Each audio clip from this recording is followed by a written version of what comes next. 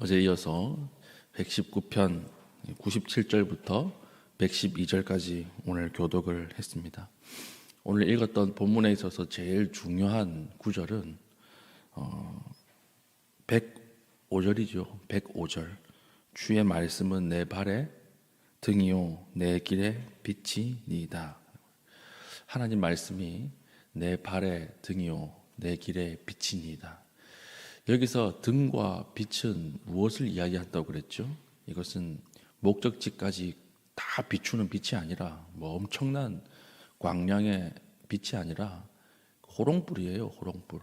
하나님 말씀은 호롱불이에요. 이렇게 고백을 하는 것입니다. 호롱불이 뭐냐면 발 앞만 비추는 거예요. 발 앞만.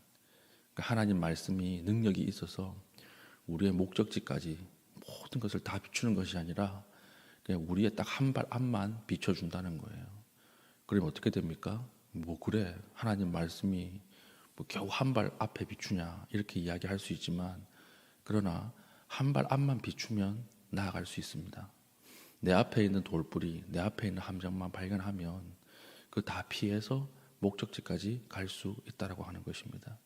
그래서 하나님 말씀은 항상 우리를 한 걸음 더 인도하는 것입니다. 이것이 시인이 경험에서 나온 것이죠. 그래서 하나님 말씀은 우리가 서울에서 부산까지 간다고 했을 때 헤드라이트를 켜자마자 부산까지 비추는 거 아니죠. 쫙 다 비춰가지고 이렇게 가면 되겠구나, 그렇게 인도하시는 것이 아니라 내 한 발 앞만 비춰주는 거예요. 그러면 갈 수 있어요. 우리도 운전을 할 때 서울에서 부산 갈 때 우리 앞에 5m, 10m만 비춰도 갈 수 있지 않습니까? 이렇게 하나님 말씀은 우리 한 발 앞을 비추어 주신다라고 하는 것입니다. 그래서 항상 우리가 말씀을 가지고 산다라고 하는 것은 경험이 말씀을 이기지 못하게 만드는 것입니다. 경험은 항상 부족하거든요. 우리의 경험은 한계가 있어요. 우리의 경험은 정확하지 않아요. 그렇기 때문에 경험을 의지하고 사는 사람과 말씀을 의지하고 사는 사람은 다릅니다. 그렇죠? 그래서 오늘 시인이 뭐라고 이야기합니까? 100절 보십시오. 주의 법도들을 지킴으로 나의 명철함이 노인보다 나으니이다. 노인의 경험을 훨씬 뛰어넘는 것이 말씀이라고 하는 것입니다. 왜 그렇습니까? 경험은 항상 오류가 있지 않습니까? 경험은 완벽하지 않잖아요.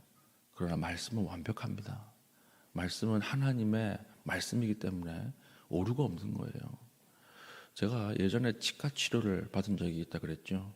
치과 치료를 받는데 계산을 하려고 딱 보니까 지갑이 없는 거예요. 지갑이. 분명히 지갑을 가지고 왔었거든요.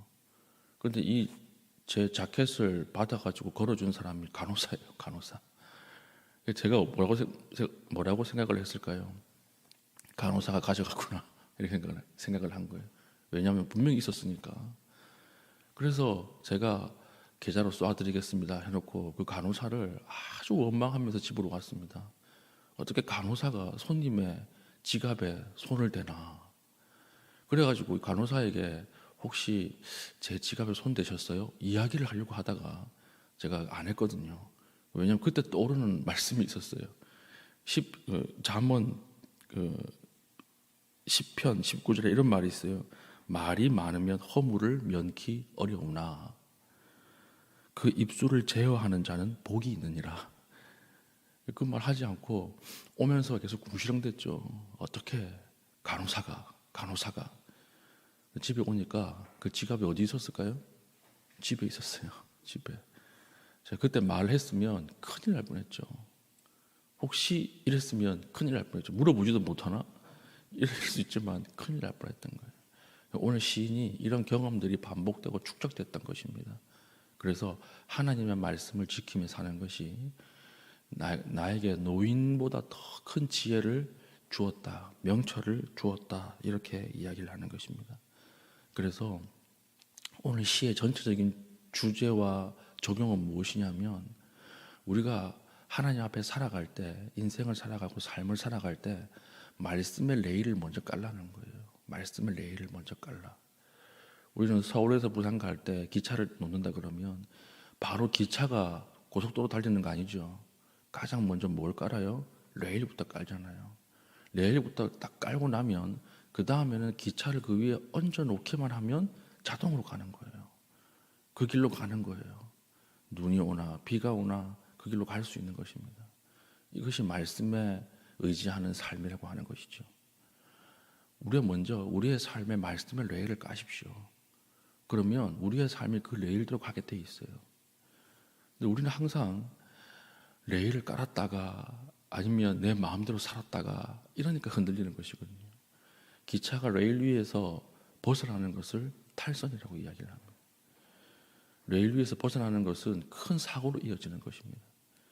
주의 말씀은 내 길의 빛이요 내 발의 등이다. 이 말은 내 삶을 하나님의 말씀으로 레일을 깔아놓고 그 위에서 달려가겠다. 이 뜻이죠. 기차는요 레일 위에서 달릴 때 제일 안전해요. 레일 위에서 달릴 때가 제일 빨리 갑니다. 우리의 삶이 이래야 한다라고 하는 것이죠. 아니 그 말씀을 어떻게 다 지키고 사나. 요즘 그렇게 사는 사람이 어디 있나 하지만 그렇지 않습니다. 말씀 수천 년 전에 있었던 그 인류의 지혜를 오늘날 지키는 것이 무슨 의미가 있는가? 목사님, 세상은 안 그래요. 세상은 말씀대로 살면 손해보고요. 말씀대로 살면 온전하게 살 수 없습니다. 요즘 어떤 세상인데요. 그러나 그렇지 않아요. 그렇지 않습니다.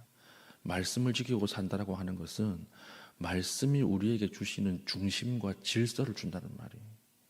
말씀이 우리에게 중심을 잡게 합니다. 말씀이 우리 삶의 질서를 부여합니다. 그래서 말씀이 없는 사람은 조그마한 일에도 흔들려요. 주일이 중심이고 예배가 질서다 그러면 무엇에 흔들리지 않아요? 시험 기간에 흔들리지 않아요. 그런데 그 중심이 없으면 시험 기간에 학생들이 항상 교회 오는 걸 흔들리는 거예요. 믿음이 시험 기간만 되면 흔들리는 거예요. 아, 가야 되나 말아야 되나. 우리 딸이 이렇거든요. 우리 딸이 평소엔 잘 교회 나오다가 시험 기간 되면 흔들려요. 왜 그렇습니까? 그 안에 말씀이 없기 때문에 그래요. 중심이 없기 때문에 그래요. 문화인류학자 로리스톤 샤프라는 사람이 이런 질문을 했습니다. 구석기 시대 돌도끼를 쓰는 민족에게 쇠도끼를 주면 어떻게 될까? 왜 이 질문을 했냐면 1930년대에 우리 인류사의 거의 마지막으로 발견된 그 부족이 있어요. 이 부족이 호주에서 발견됐는데 이 부족이요 돌도끼 쓰는 부족이었어요. 고립이 되어 있으니까. 그래서 이 문화인류학자가 쇠도끼를 줬어요. 편한 거 쓰라고. 그런데 어떤 결과가 나타났을까요? 그 부족이 얼마 안 가서 망해버렸습니다. 사라져버렸어요. 왜 이런 일이 벌어졌는가? 돌도끼보다 쇠도끼가 훨씬 좋은데 왜 부족이 망해버렸는가? 결과는 이렇습니다. 남성들이 멀리 가서 돌을 떼와요. 돌을 떼오면 그걸 가지고 노인들이 돌을 갈아서 만드는 거예요. 도끼를 만드는 것입니다. 그러면 사람들이 야, 남성은 필요해. 남성들은 꼭 있어야 돼. 노인들이 돌을 가니까 아, 노인들이 꼭 필요해. 노인들이 있어야 돼. 우리가 필요한 존재야. 그리고 그 돌도끼를 가지고 여성들이 또 살림을 하는 거예요. 그럼 또 여성들이 있어야 돼. 꼭 필요해. 사회 전반적인 질서와 중심이 돌도끼를 사이에 두고 형성이 된 거예요. 근데 쇠도끼를 딱 주니까 노인이 필요 없어졌어요. 그 다음에 남성들이 필요 없어졌어요. 그래가지고 모든 질서가 다 붕괴돼 버리고 얼마 지나지 않아서 그 사회가 무법천지가 되어버리다라는 거예요. 돌도끼 하나를 탁 바꿔버리니까 이런 일이 생긴 것입니다. 그 삶의 그 사회의 중심과 질서가 다 무너져 버리는 거예요. 우리가 말씀을 가지고 산다라고 하는 것은 무엇일까요? 우리 중심에 하나님의 말씀을 가지고 중심을 잡는다는 거예요. 우리 삶에 무게를 준다는 거예요. 그것이 얼마나 우리를 강력하게 하는 줄 아십니까? 이스라엘, 북이스라엘과 남유다가 있었습니다. 북이스라엘이 아람이라고 하는 국가에게 사마리아 성이 정복을 당해요. 정복을 당하니까 어떤 일을 하느냐? 예전 고대 전쟁에는 성을 사이에 딱 둘러싸고 거기에 이제 보급로를 차단하는 거거든요. 그래서 굶어 죽이는 작전이거든요. 그래서 오래 시간이 걸렸죠. 성이 포위가 되니까 성 안에서 어떤 일이 일어나느냐? 3년, 4년 지났을 때 마지막으로 결단했던 것이 오늘은 우리 아이를 잡아먹고 내일은 너희 아이를 잡아먹자. 이렇게 이야기를 하고. 그런데 오늘 우리 아이를 잡아먹었는데 그 다음날 그쪽의 어머니가 자기 아이를 빼돌린 거예요. 그러니까 왕에게 와서 어떻게 해야 합니까? 이거 재판해 주십시오. 이런 이야기가 나옵니다. 구약에 나오잖아요. 근데 보십시오. 북이스라엘의 중심은 인간 중심의 질서였어요. 하나님을 지워버렸습니다. 인간 중심의 질서 아래에서는요, 결단도 있어요. 열심히 사는 것 같아요. 희생도 해요. 그러나 그 사회가 어떤 사회가 되어버렸습니까? 짐승 같은 사회가 되어버렸죠. 왜 그렇습니까? 말씀이 중심되지 않았기 때문에, 인간이 중심이 되었기 때문에 아주 비참한 사회가 되었습니다. 그러나 말씀을 중심으로 삼고 있던 남쪽 유다는 똑같이 침공을 당했을 때 히스기야라고 하는 왕이 어떻게 하죠? 잡아먹자 이렇게 얘기 안 해요. 하나님 앞에 벽을 향해서 몸을 돌리고 기도하죠. 그러니까 인간적인 사회의 파괴 없이, 악마적인 행동 없이 하나님께서 개입하셔서 그 국가를 헤어나게 만들지 않습니까? 말씀이 우리의 삶의 중심으로 있다라고 하는 것이 얼마나 큰 능력이 있는지 모릅니다. 작은 그 말씀 하나 지키지 않는다고 큰일 나겠어? 작은 말씀 그거 무시한다고 일이 생기겠어? 일이 생겨요. 탈선이라고 하는 것이죠. 하나님께서 우리에게 이 말씀을 주셨어요. 오늘 우리에게 말씀을 주셨습니다. 우리의 모든 삶의 행동들은요, 이미 우리가 다 알아요. 교회에 5년, 10년만 다닌 사람들은 성경에서 하나님이 무엇을 말씀하시는지 다 알고 있습니다. 문제는 무엇입니까? 그렇게 가지를 않는 거예요. 레일을 깔지 않아요. 그렇기 때문에 항상 탈선하는 거예요. 오늘 우리에게 주신 하나님 말씀대로 한 말씀이라도 지키고 사십시다. 한 말씀이라도 우리가 그 발걸음을 향해서, 말씀을 향해서 나아가십시다. 그러면 하나님이 축복하신다.